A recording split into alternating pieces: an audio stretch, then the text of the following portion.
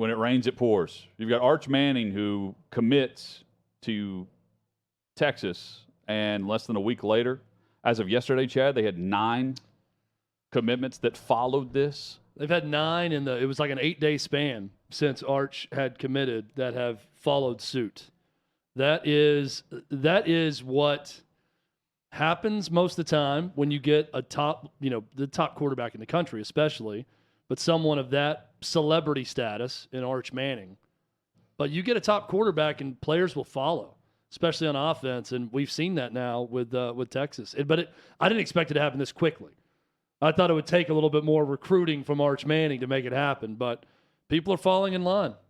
So they get the number 1 player in the class of 2023, and you've got Sarkisian, who has a slogan of all gas, no brakes, and this fits that perfectly with how things have fallen into line.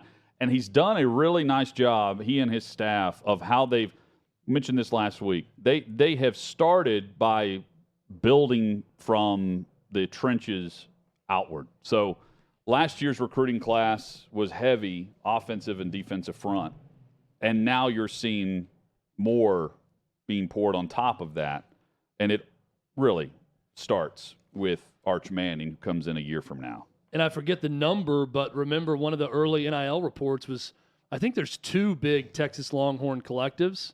One of them was solely focused on offensive and defensive line. That was it. And they're giving them like $100,000 a year, some flat rate. $50,000 maybe to start in NIL, which was smart. And I think it's just offensive linemen, in fact, that they were paying $50,000 a year, which we talked about. Maybe the early struggles with NIL in a locker room was what happens when everyone who touches the football gets endorsement dollars. Talking about what NIL was created to be, making money off your own name, image, and likeness, and then the guys who have to do all the dirty work get upset that the receiver, the running back, the quarterback are making a ton of money and they get nothing.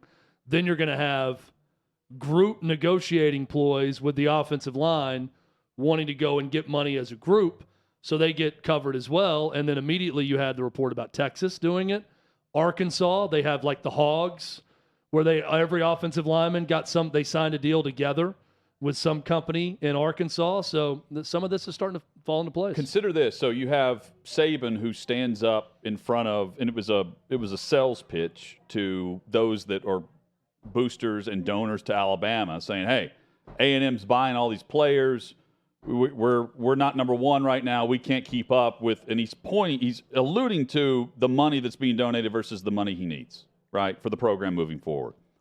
If you're Sarkisian, if you're Texas, and you've got Manning on board, how do you not do the exact same thing moving forward, pointing to A&M, and especially knowing that you're going into the same conference yet again with A&M, who doesn't want to compete with you, which is the reason why A&M wanted them out to begin with. The Sarkisian, I said last week, it felt like it was officially official that Texas was joining the SEC when a Manning chose them over Georgia and Alabama. Now, that part of that's tongue-in-cheek because he's welcome to join any program across the country, no matter who's coaching there or what conference they're playing in. But I think you guys got my point there. And I will also say Sarkisian's officially on the clock when you land a recruit like this. He's got the top 5, to then join the upper echelon of recruiting, which he's doing right now. He has had the week that you're supposed to have after adding an Arch Manning to your recruiting class. Yes. I had a Notre Dame huge fan friend of mine, reach out when Arch decided to go to Texas. Says, I wonder why Notre Dame wasn't more involved in his recruitment. I wonder why he didn't consider Notre Dame. And I'm thinking, a Manning is not voluntarily going north of the Mason-Dixon line to play college football.